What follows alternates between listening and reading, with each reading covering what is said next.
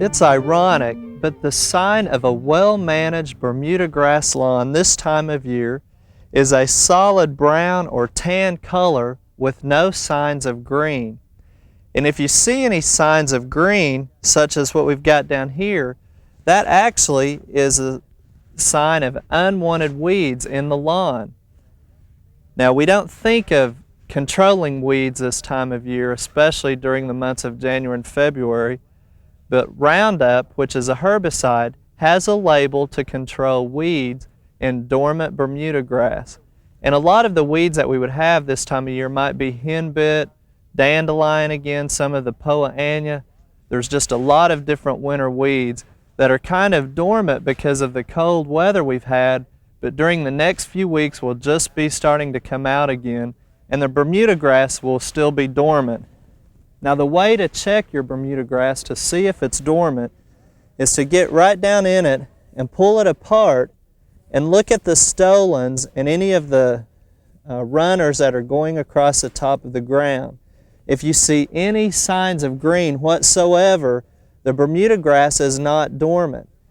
Now, there might be places up next to your building or your house that are protected that are not completely dormant. But all of our Bermuda grass is dormant because of the hard snows and ice covers that we've had. So make sure the Bermuda grass is dormant. And what you can do is mix up your Roundup according to the label directions and spot treat these weeds that are growing this time of year, and it won't kill your Bermuda grass. But if that Bermuda grass starts to green up any at all, say in March or April, and you spray, you can cause damage to the Bermuda.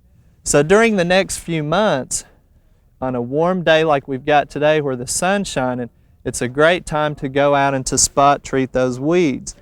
Now, some things that you need to keep in mind, of course, are again to read the label, wear your protective gloves, and then a lot of us have a tendency to want to go in and mow down the weeds first of all.